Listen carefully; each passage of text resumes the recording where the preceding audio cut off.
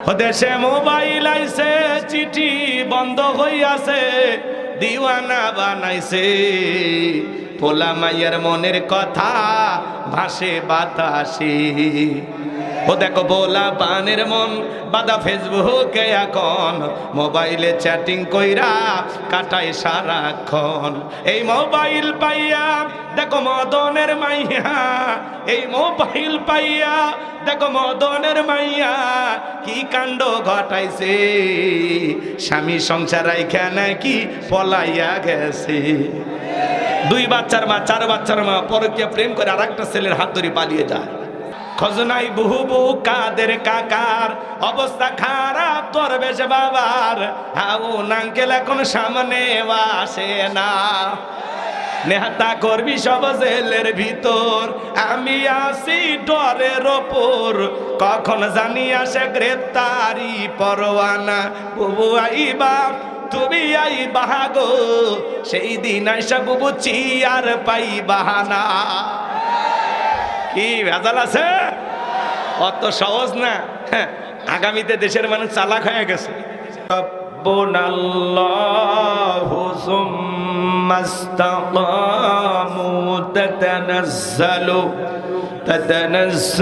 আলাইহিমুল মালাইকাতু আল্লা তাখাফু ওয়ালা তাহজানু ওয়া আবশিরু বিল জান্নাতিল্লাতী কুনতুম তুআদুন।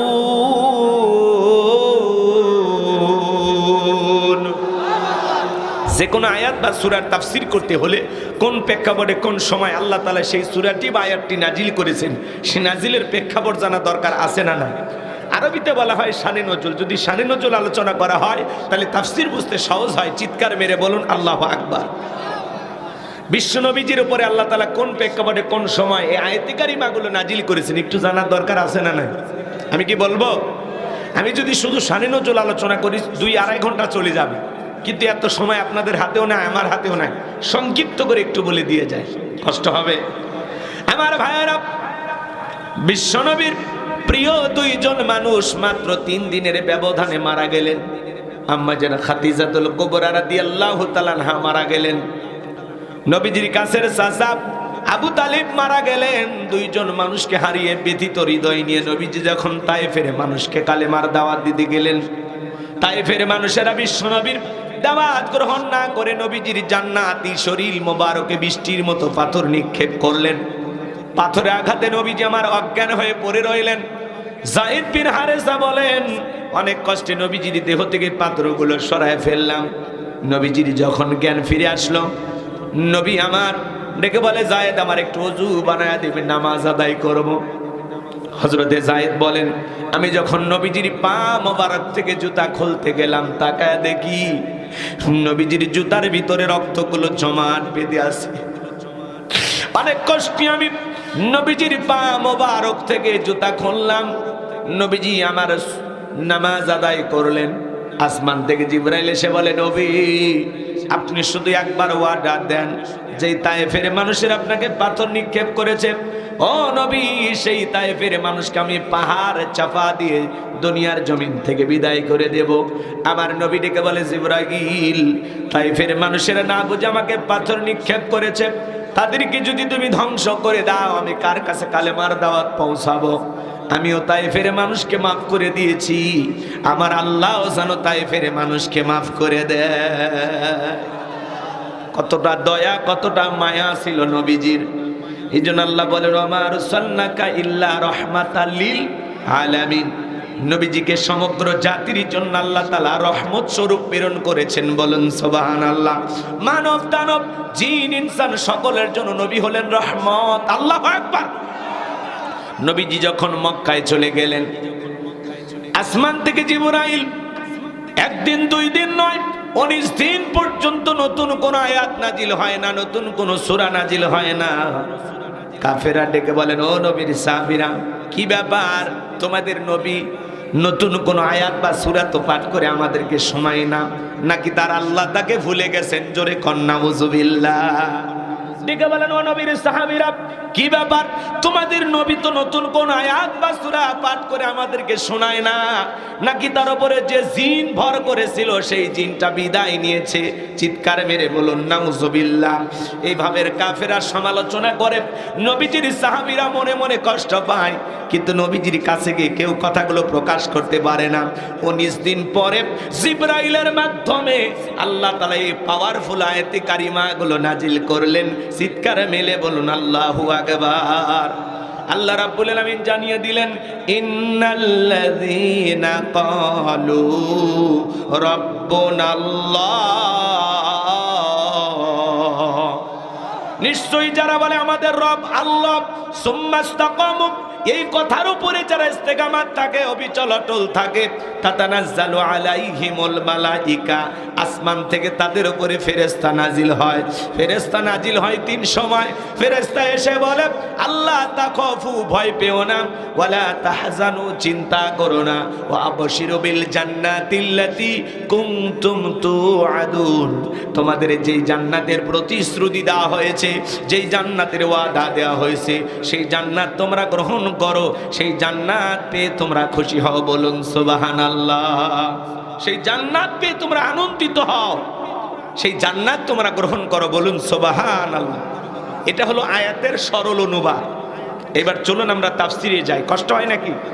আল্লাহ কি বলেন, ইন্নাল্লাযীনা ক্বালু রাব্বুনাল্লাহ, নিশ্চয় যারা বলে আমাদের রব আল্লাহ, সুম্মাস্তাকামু, এই কথার উপরে যারা ইস্তেকামাত থাকে, দৃঢ় থাকে, মজবুত থাকে। শোনেন সাতক্ষীরার মুসলমান ভাইয়েরা, রাস্তার 2 ধার দিয়ে গাছ থাকে না? গাছ, জোরে বলেন, গাছ লাগানো থাকে কি না? যখন বড় বড় ঝড় আছে, আইলা, নার্গিস, হুদুদ, সনি, ফনি, মিক্সাউন, ডানা, মিথিলি, এই যে নানান ধরনের ঘূর্ণিঝড় যখন আসে, দেখবেন ওই ঘূর্ণিঝড়ে রাস্তার গাছগুলো ভেঙে তছনছ হয়ে রাস্তার উপরে পড়ে থাকে। কথা বলেন ঠিক কিনা? আবার কিছু গাছ মজবুত ভাবে শিকড় নিয়ে দাঁড়িয়ে থাকে। এর নাম হলো সুম্মাস্তাকামু, ইস্তেকামাত থাকা, দৃঢ় থাকা, মজবুত থাকা, ভেঙে না পড়া। কথা বলে ঠিক কিনা? আপনি যখন বলবেন আল্লাহ আমার রব, এই কথার উপরে টিকে থাকতে গেলে আপনার উপরে মামলা আসবে, হামলা আসবে, নির্যাতনা উঠে খাবে, দেশটাকে চুষে খাবে, টেন্ডারবাজি, চাঁদাবাজি, সারাটা জীবন চলবে। এমন সমাজ আমরা চাই না। কথা বলেন, আমরা নতুন এক বাংলাদেশ দেখতে চাই, যেই বাংলাদেশে দুঃখী মানুষের পাশে নেতা দাঁড়াবে। নতুন বাংলাদেশ দেখতে চাই। দেশে কিসে এই হট্টগোল করেন কি? আশেপাশে কিন্তু অনেক কথা বলতেছে, কথা বললেন না ভাই? খারাপ লাগে নাকি? আমার কথাগুলো কি খারাপ লাগে? আমি কি বলবো? আলোচনা চলবে? 2 হাত তুলে বলেন চলবে। লিল্লাহি তাকবীর। এইবার আশেপাশে শয়তান থাকলে দৌড়ে চলে যাবে। চলেন বাজান গো, আমার সামনের দিকে নিয়ে যায়। অনেক কথা বলতে মনে চায়, লম্বা করার কোনো সুযোগ নাই। সৎযোগ্য মানুষ, সমাজের নেতা হবে, এমন নেতা দরকার যে মসজিদে ইমামতি করবে, রাষ্ট্রেরও ইমাম হবে। থানার ওসি এমন দরকার যে ওসি থানার ওসি হবে, আবার ওই থানা মসজিদের ইমামও হবে, ডিসিও ইমাম হবে। কথা বলেন, এসপি, ডিসি, যারা সমাজে বড় বড় প্রশাসনের দায়িত্ব পালন করে, এরাও যেন ইমামতি করে নামাজ পড়াইতে পারে, এমন দরকার আছে না নাই? জি জি, এমন একটা সোনালী স্বপ্ন আমরা দেখি, এমন একটা সোনালী দিন আসবে ইনশাআল্লাহ। আল্লাহ চাইলে আসবে, আর আপনারা একটু পাশে থাকেন, আসবেই ইনশাআল্লাহ। আল্লাহ যেন এই জমিনকে কোরআন আর ইসলামের জন্য কবুল করেন। জোরে বলেন আমিন। চলেন বাজান সামনের দিকে যায়। যে কথা বলতে চাচ্ছিলাম, এইবার ওই দেশের একজন মন্ত্রী ছিল, মারা গেল, নির্বাচন শুরু হয়ে গেল। এই সুযোগে কারণ নির্বাচনে দাঁড়িয়ে গেছে। আগে তো জনগণের মন কাইরা নিয়েছে, সবাই এক চান্সে কারণকে মিশরের মন্ত্রী বানায় দিল। আল্লাহর খেলা বোঝা বড় দায়। বার্ধক্যজনিত কারণে অল্প সময়ের ব্যবধানে ওই দেশের বাদশা মারা গেল। ফিরাউন সমস্ত নেতাদেরকে ডেকে বলে, জনগণকে ডেকে বলে, শোনো, রাজ্যের বাদশা মারা গেছে, বাদশা ছাড়া একটা দেশ চলতে পারে না, তোমরাই বলো মিশরের বাদশা হবে কে? সমস্ত জনগণ ডেকে বলে, আপনাকে অনেক আগে আমাদের আমাদের জানা হয়ে গেছে আপনার সাথে ভালো মানুষ আর মিশরে নাই, আপনি আমাদের বাদশা হয়ে গেলে আমাদের কারো কোনো আপত্তি নাই। জনগণ যখন সমর্থন দিল, জনগণ যখন সাপোর্ট দিল, নেতারাও চিন্তা করলো জনগণ যার পক্ষে আমরা কি তার বিপক্ষে গেলে কাজ হবে। এইবার সবাই মিলে রায় দিল, ঠিক আছে আপনি মিশরের বাদশা হয়ে যান। এইবার ফেরাউন হামানকে ডেকে বলে, হামান আজ থেকে আমি মিশরের বাদশা আর তুই হবি আমার মন্ত্রী। এই হামানের মাথায় কোনো চুল ছিল না, সাদে মাল নাই, বাম পাল্লট, পুরো মাথা ছিল ভারতের দমদম এয়ারপোর্ট। ভালো করে বোঝার চেষ্টা করবেন বাজার। এইবার নেতা ক্ষমতা পাইছে ঠিকই, রাতের বেলায় ঘুমাইতে যায়, ফেরাউনের চোখে আর ঘুম নাই, আজে বাজে স্বপ্ন দেখে লাফায় ওঠে। ঘুম কার দেওয়া নিয়ামত? গরিব মানুষ রিক্সা চালায়, ভ্যান চালায়, আলু ভর্তা দিয়ে ভাত খায়, বউরে কোলে নিয়ে ঘুমায়, সার সিটের দিকে জমির আলের বৈশা ঘুমায় যায়, গাছের ছায়া ঘুমায় যায়, রেল স্টেশনে মাথার তলে ইটটা দিয়েও ঘুমায়। ঘুম কার দেয়া নিয়ামত? গরিবকে আল্লাহ স্পেশাল দুইটা জিনিস দিচ্ছে, একটা হলো ঘুম আর একটা খাওয়ার রুচি। ধনির সামনে অনেক খাবার, খাসি কয় না চর্বি বেশি, গরু কয় না খাওয়া যাবে না ধুইয়ে তাও এক পিস, আপেল আঙ্গির কমলা বেদনা কয় না এগুলো খাওয়া যাবে না, আছে না? গরিব বলে খাওয়া যাবে না, আমারে দিয়ে দেখ ধান ভাঙ্গা ভুট্টা ভাঙ্গা অটো মেশিন দেখেছিস, একবারে অটো মেশিনের মতো সব সাবার করে দেব। গরিবের কিনার টাকা নেই কিন্তু খাওয়ার রুচি আছে, আর ধনির কিনার টাকা আছে কিন্তু খাওয়ার রুচি। বাড়িতে সিসি ক্যামেরা লাগায় রাখছে, রাত 2টার দিকে 4টে ট্যাবলেট খায় ঘুমায়, তারপরে 2টার দিকে ঘুম ভাঙা, কেউ ঢুকছে না একেবারে মারার জন্য, কারণ দুর্নীতি করে বিল্ডিং বানাইছে। কথা কর ভয় আছে না নাই? সম্মানিত ভাইয়েরা আমার, সামনের দিকে যাই বাজান, ফেরাউনের চোখে ঘুম নাই। পরের দিন সকালবেলা তার দরবারে জ্যোতিষী ছিল 400, এই 400 জ্যোতিষীর লিডারের নাম হলো দবিরা, বয়স হলো 320 বছর। দবিরাকে ডেকে বলে, দবিরা কেন জানি রাতের বেলায় ঘুমাইতে পারি না, আজে বাজে স্বপ্ন দেখে লাফা উঠি। দবিরা বলে, নেতা টেনশন না, আমার একটু সময় দেয়, আপনার ভাগ্য গবেষণা করে দেখি। এইবার দবিরা ভাগ্য গবেষণা করে বলে, নেতা যদিও ছিলেন ভবঘুরে যুবক, তরমুজের ক্ষেতের লেবার, এরপরে গোরস্থানের দারোয়ান, এরপরে মন্ত্রী, বর্তমান রানিং বা আঙ্গুল ফুলা কলার গাছ, কিন্তু আপনার ভবিষ্যৎ জীবন বড় অন্ধকার। আগামী 3 মাসের মধ্যে বনি ইসরায়েল সম্প্রদায়ের ভিতরে মুসা নামের একটা ছেলে জন্মগ্রহণ করবে, ওই মুসার কারণে রাজত্ব পাওয়ার ক্ষমতা থাকবে না নেতারে, এমনকি আপনার জীবন যাওয়ার সম্ভাবনাও দেখা যায়। এই কথা শোনার পরে ফিরাউনের মাথা ঠান্ডা না গরম? খালি গরম মানে কাক্কর ফোরাইছিলাম, কই আসলাম, কই না জানি ভবিষ্যতে কত কিছু হই। যদি বলতো মুসা আসবে, খানকা বানাবে, বৈশা বৈশা জিকির করবে, মাথা গরম করতো না। আজও বাংলাদেশের দিকে তাকায় দেখেন, যারা খানকায় বসে থাকে, জিকির করে, হুক করে, লাফালাফি করে, জিকিরের নামে রং তামাশা করে, ওদের কেউ টার্গেট করে না। কিন্তু আল্লাহর জমিনে যারা দিন প্রতিষ্ঠিত করতে চায়, জিহাদের কথা বলে, কোরআন সুন্নাহর হক কথা বলে, তাদেরকে টার্গেট করে করে জেলখানায় ঢোকানো হয়। এখন উচিত কথা যদি কই, পিঠের ওপর দিয়া যাবি মই, এ আনন্দে কিছু লোক কিনা খাবে বগুড়ার স্পেশাল দই, যত 10 নন্দ ঘষ। মহিলা দুটো বাচ্চা তারা দেখেই বাড়ি চলে যেতে, একটা বার বলে দিলে এই মাসে বাড়ি যা, বাচ্চা দুটো ঘরে কাজ দিই। কি এক অবস্থা কন, 2টা বাচ্চা বাড়িতে তালা মেরে মাহফিল এসেছে, এখানে মা বাড়ি যাওয়ার জন্য বলা হচ্ছে। আচ্ছা, যে মা সন্তানকে তালা মারায়, কি মা গো, তোমার এত মাহফিল শোনা লাগবে কেন? আর মাহফিলে আসলেন, সন্তানকে সঙ্গে নিয়ে আসলেন না কেন? মা, যে মা সন্তানকে বাড়িতে তালা মেরে এসেছেন, তাড়াতাড়ি বাড়িতে যান মা, আপনারা বাচ্চারা কান্নাকাটি করতেছে। কি মা কন্ত, বাচ্চা সাথে নিয়ে আসবে না পাগলি? আচ্ছা এই বসে, এগুলো করলে লাইন হারিয়ে যায়, বুঝছেন? কি করবেন?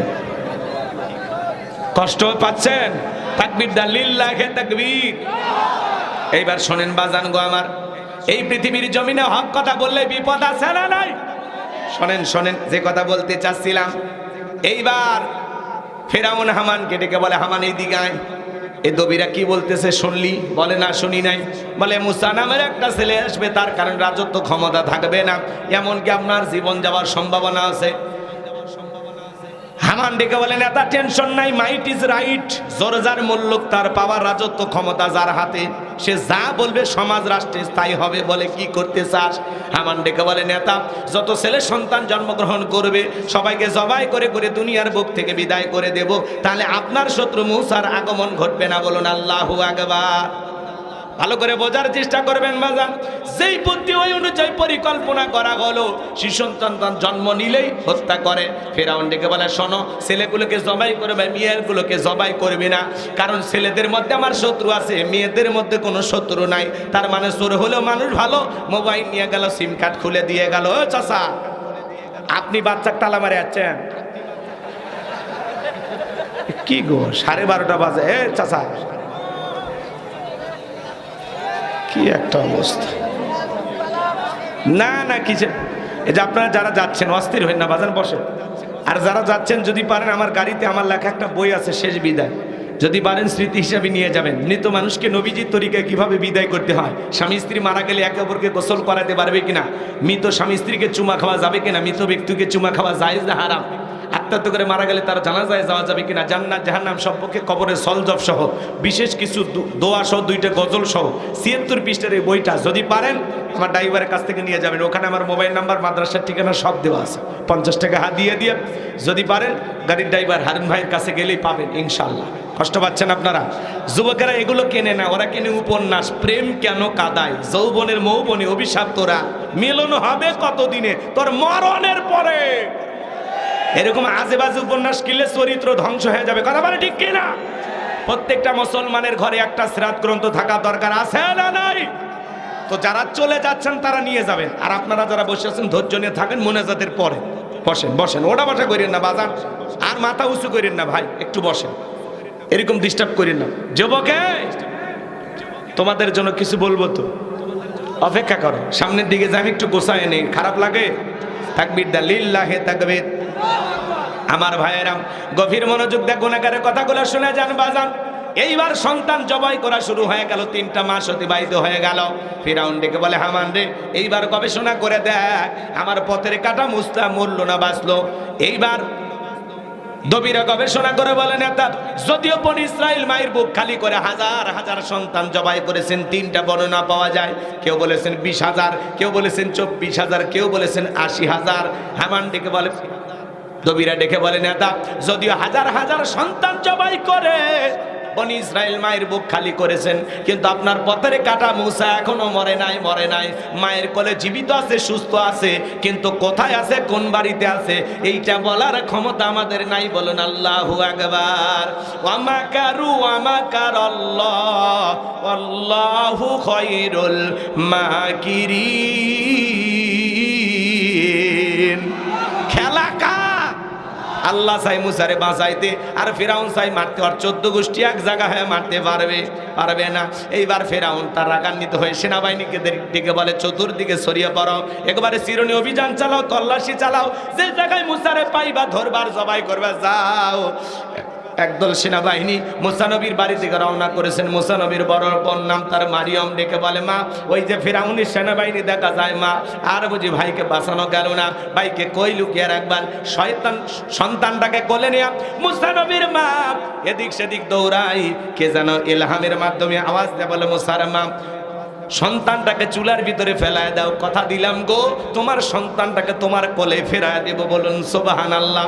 মুসা নবীর মা দেরি করলেন না, সন্তানটাকে চুলার ভিতরে ফেলে দিলেন। ফিরাউনের সেনাবাহিনী পুরো বাড়ি তল্লাশি চালাইয়া একেবারে তন্ন তন্ন করে খুঁজলেন, কোথাও কোনো কিছু পাইল না।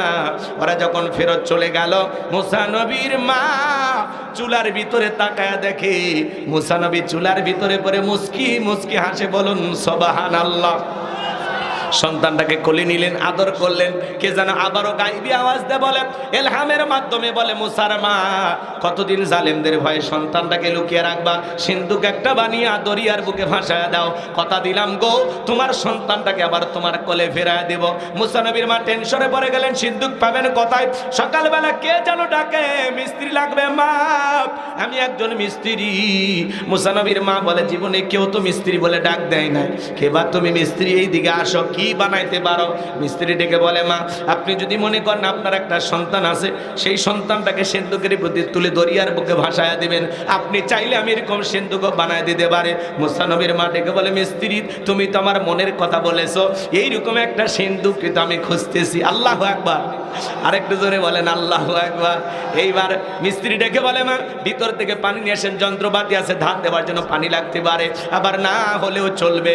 এইবার মুসা নবীর মা ভিতর থেকে পানি গো সেই দিন আইসা বুবু ক্ষমতা পাই বাহানা খজনাই বুবু কাদের কাকার অবস্থা খারাপ দরবেশ বাবার হাউ নাঙ্কেল এখন সামনে আসে না নেহাতা করবি সব জেলের ভিতর আমি আসি ডরের ওপর কখন জানি আসে গ্রেপ্তারি পরোয়ানা বুবু আইবা তুমি আই বাহাগো সেই দিন আইসা বুবু চিয়ার পাই বাহানা কি ভেজাল আছে অত সহজ না আগামীতে দেশের মানুষ চালাক হয়ে গেছে সতীনের রাজনীতি আমরা দেখব না আমরা বন্ধুত্বের রাজনীতি দেখতে চাই আরে পুরুষ হবে নেতা গো কে কে পুরুষ না জায়গা ওঠেন আর ঘুমায়েন না সামনে যায় একটু হালকা খেলা হবে কি রাজি আছেন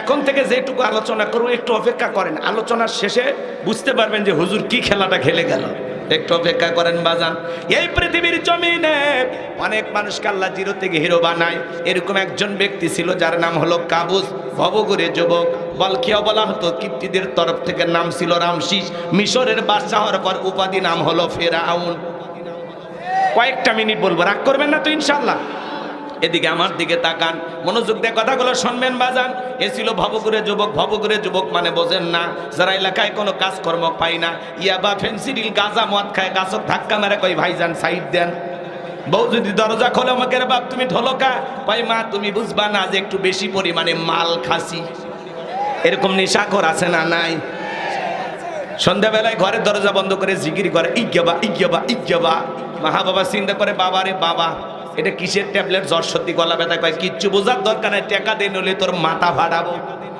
পিতা মাতা বাধ্য হয় টাকা দেয় আর ওই ছেলেটা ইয়াবা কিনে খায় যুবক রে মাদক কেনা বলো সেই মুখে মা সেই মুখে মাদক তোলা যাবে না যারা নিশাদ্রব্য পান করে ইয়াবা ফেন্সিডিল গাঁজা মদ হিরোইন খায় ওদের চেহারার দিকে তাকায় মানুষ সালাম দেয় আন্না দেখে বসে এটা টোকায় এ কথা কোন আর চেহারার দিকে বোঝা যায় এটা খোর খোর কি কি আর আগের শব্দটা কি হবে নেশাখোর নাকি হ্যাঁ আমাদের এলাকাত কয় মালখোর কথা কি বুঝছেন রাগ করতেছেন মনে হয় আমার ভাইয়েরা দিল দিয়ে কথাগুলো বোঝার চেষ্টা করবেন যুবক তোমাদের পায়ে হাতে অনুরোধ করে যায় বলে যায় খবরদার মাদক দ্রব্য পান করা যাবে না নিশাদ্রব্য পান করা যাবে না ওই টাকাটা জমাইয়া ইয়াবা ফেজিল গাঁজা মদ খায়া না খায়া বিড়ি সিগারেট না খাইয়া ওই টাকাটা যদি জমায় বউকে প্রত্যেক মাসে একটা করে 3 পিস কিনে দিতে 12 আর যাই হোক বছরে 12টা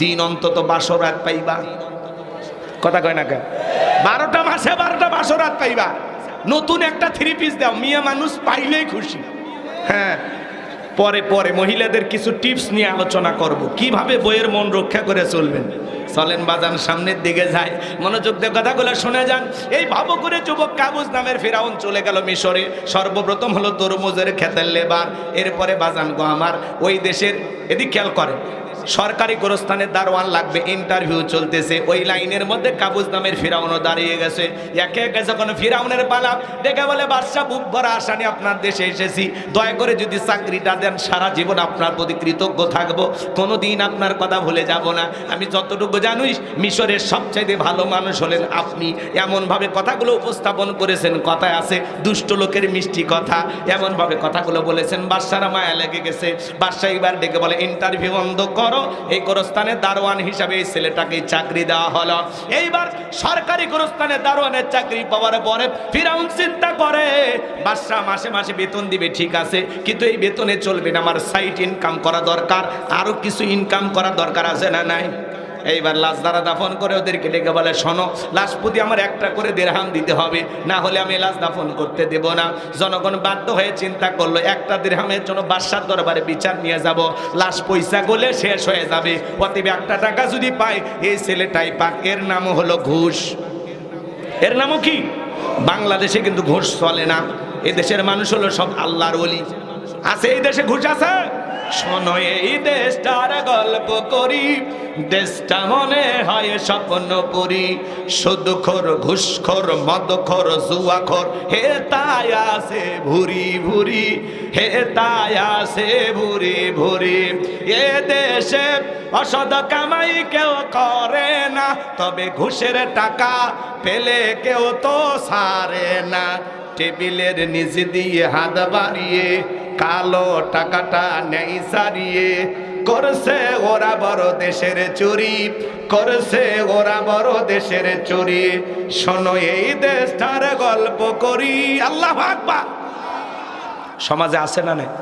একটা ছেলে চাকরির জন্য 15 লাখ 20 লাখ টাকা ঘুষ ওপরওয়ালা দেওয়া লাগে। ওপরওয়ালা বলতে কে? ফেরেশতা এসে নিয়ে যা।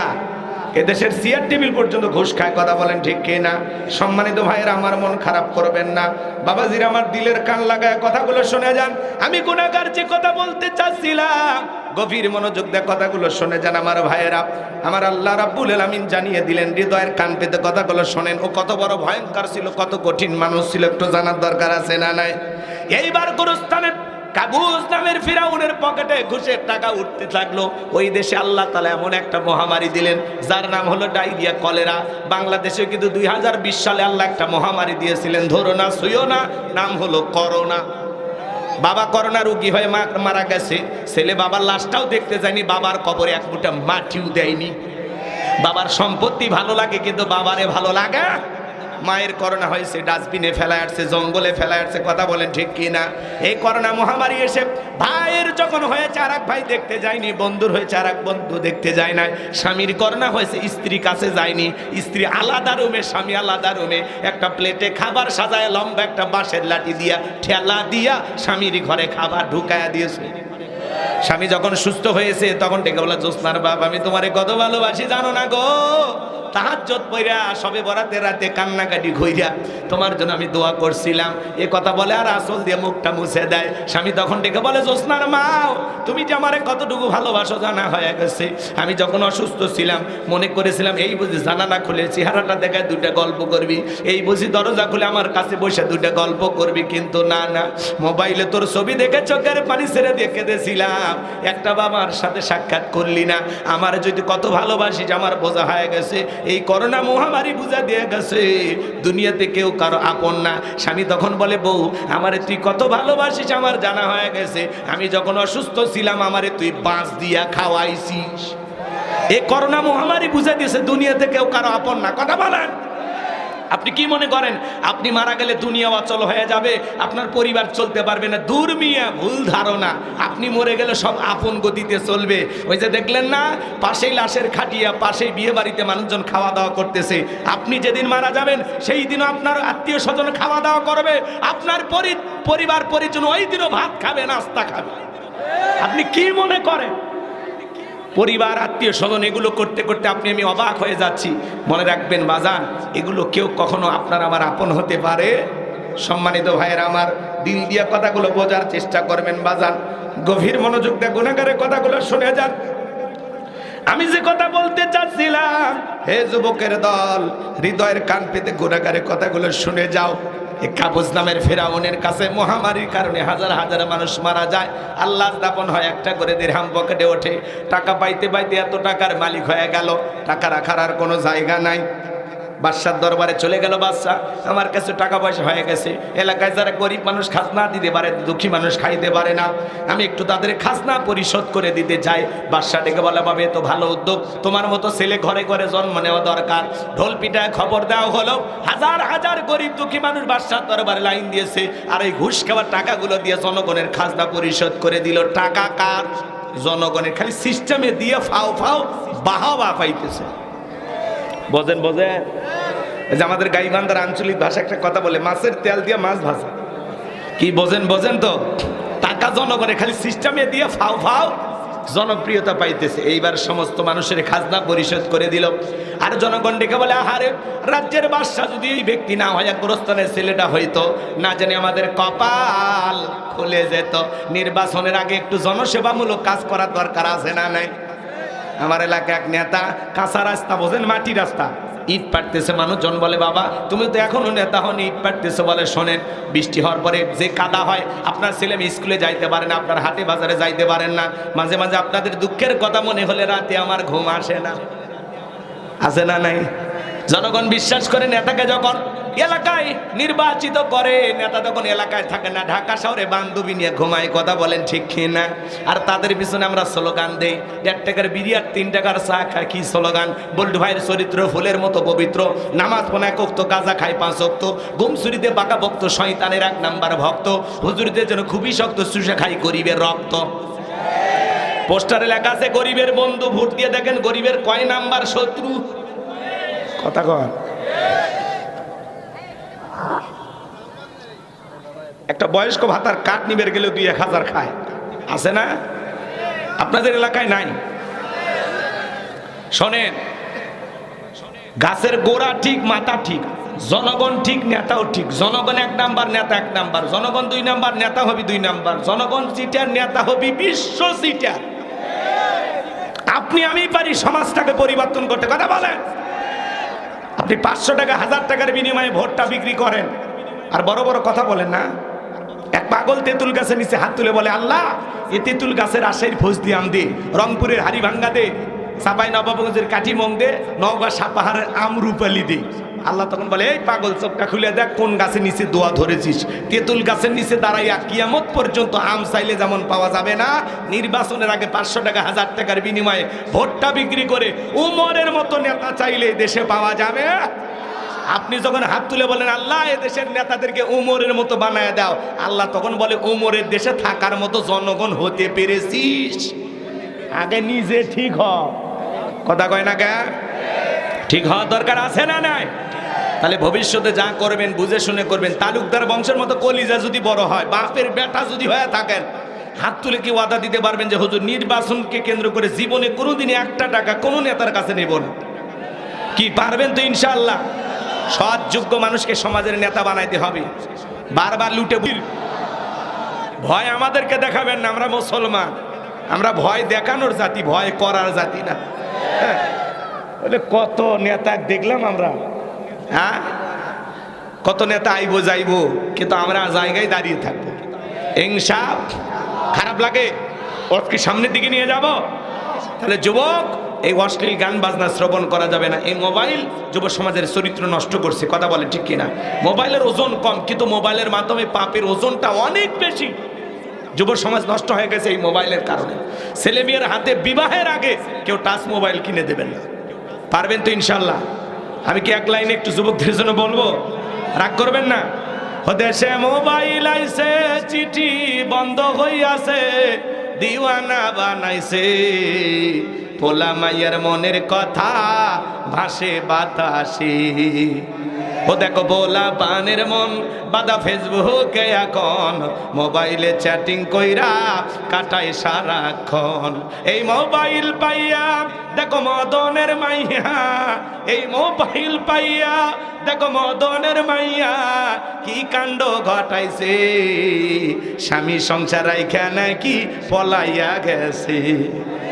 2 বাচ্চার মা, 4 বাচ্চার মা পরকীয়া প্রেম করে আরেকটা ছেলের হাত ধরে পালিয়ে যায়। যে নারী স্বামী রেখে সন্তান রেখে আরেকটা ছেলের হাত ধরে, পর পুরুষের হাত ধরে পালিয়ে যায়, ওটা নারী না, ওটা নারী জাতির কলঙ্ক, ওটা পাশানি, ডাইনি, কান লাগিনি, বিশ্বাসঘাতক নারী। ও মা, ও বোন, কেমনে পারলা স্বামী রেখে সন্তান রেখে আরেকটা ছেলের হাত ধরতে? তোমার কি একটু লজ্জা করলো না? তোমার অন্তরে কি ভয় নাই? কেমনে পারো মা স্বামী রেখে সন্তান রেখে আরেকটা ছেলের হাত ধরতে? কেমনে পারো? ও মা, কেমনে পারো মা? নিজেকে এত সস্তা বানায় না। আল্লাহ যেন নারী জাতিকে হেদায়েত দান করে। সব দোষ কি নারীর? এক হাতে তালি বাজে, পুরুষেরও দোষ আসে না নাই? এই ছেলে, তোমাদেরকে বলছি, তোমার স্ত্রীর সাথে যদি কেউ পরকীয়া প্রেম করে মাইনে নিবা? তোমার বোন মায়ের সাথে কেউ যদি পরকীয়া প্রেম করে মাইনে নিবা? তাহলে তুমি যে নারীর সাথে পরকীয়া প্রেম করো সেটাও কারো না কারো স্ত্রী, কারো না কারো মেয়ে, কারো না কারো মা। অতএব আকল খাটায় কাজ করো। বিবাহের আগে কোনো অবৈধ প্রেম ভালোবাসা করা যাবে জায়েজ নাই, হারাম। মনে থাকবে তো?